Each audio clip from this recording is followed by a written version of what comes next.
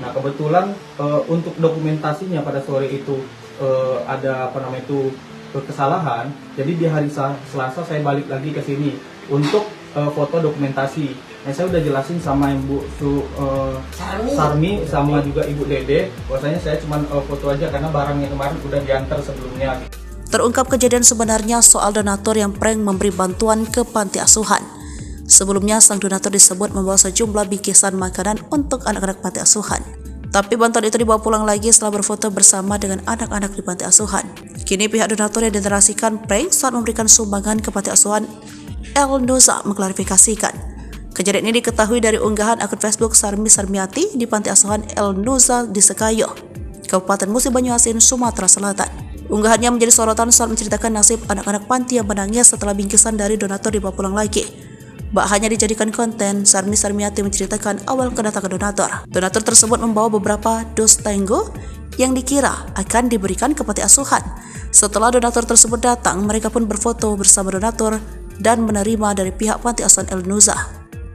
Namun, terjadi selanjutnya, semua dos bingkisan tersebut malah dibawa pulang kembali hingga membuat anak-anak panti asuhan gigit jari. Sudah berharap bisa mencicipi makanan dari donatur, mereka hanya bisa menangis saat bingkisan tersebut dibawa lagi. Kini pihak donatur memberikan klarifikasi melalui video dibagikan pengurus panti asuhan El Nuza Sarmi Sarmiati. Seorang pria yang mengaku bernama Revilson Emmanuel datang kembali ke panti asuhan untuk menjelaskan duduk persoalan terkait bantuan yang diberikan.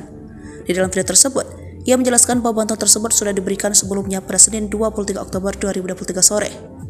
Senin sore barangnya sudah saya serahkan, katanya pada Kamis 26 Oktober 2023, melansir dari sribuku.com. Kemudian pada Selasa 24 Oktober 2023, Revilson Emmanuel kembali mendatangi panti asuhan dengan maksud berfoto dengan penghuni panti asuhan. Hal ini dilakukan sebagai tanda bukti penyerahan bantuan yang sudah diberikan sebelumnya. Sebenarnya saya sudah kasih tahu, sebenarnya ini cuma numpang foto saja. Tapi karena kesibukan mereka, panti asuhan lupa sama saya karena kesibukan mereka, kata dia.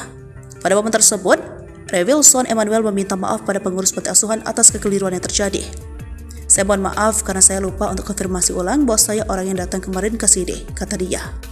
Pengurus panti asuhan yakni Sarmi Sarmiati dalam keterangan unggahannya mengaku dia sebagai manusia biasa yang tidak luput dari dosa. Ia mengaku akan menjadi kejadian ini sebagai pembelajaran baginya. Aku manusia biasa yang tak luput dari dosa. Tuhan saja Maha Pengampun, apalagi aku manusia biasa ini. Jadi pelajaran buat kita, semoga silaturahmi kita ke depannya lebih baik lagi, tulis Sarmi Sarmiati.